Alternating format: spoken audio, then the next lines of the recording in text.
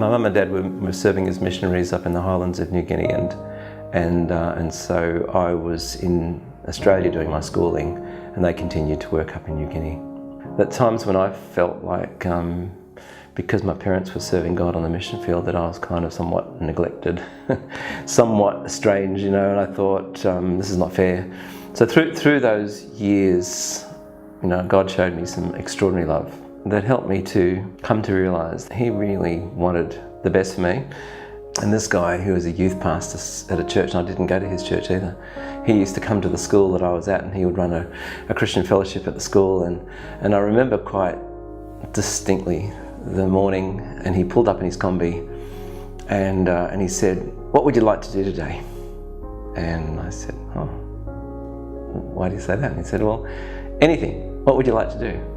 And I said, "Well, I'd really love to visit my sisters." My sisters were living at Woy Woy at the time. I was living in Wahroonga, and so I didn't get to see them very often. In fact, maybe a couple of times a year. So he said, "Well, I'll take you. I'll take you to go and see your sisters in Woy Woy." And I at first I thought, this guy must be kidding. Surely he's got a lot of other things to do. He would have been 22, I guess, and he must have had stacks of other things he could be doing on a Saturday, apart from taking some Year 8 boy all the way to Woy Woy. Probably took an hour each way at least to get there.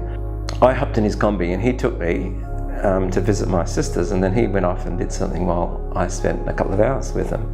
And then he came back, and he drove me back to Wahroonga, and I must admit at the time I thought, isn't that really lovely? But when you look back as an adult and you realise that I was just one of a number of boys that he would have had in his Christian fellowship at school, but God had clearly placed on his heart the circumstances that I was in and the kind of loneliness that I felt because my parents were so far away. And so to actually have somebody who took that much interest in me, this many years later, it still affects me.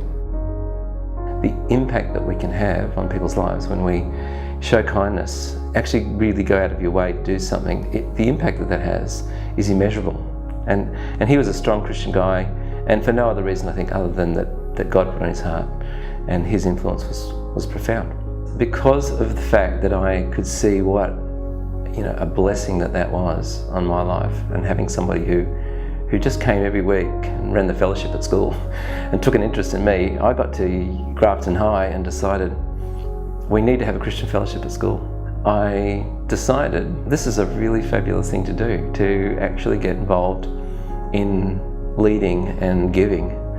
He clearly put people there when I needed them to be there, and they stand out in my memory.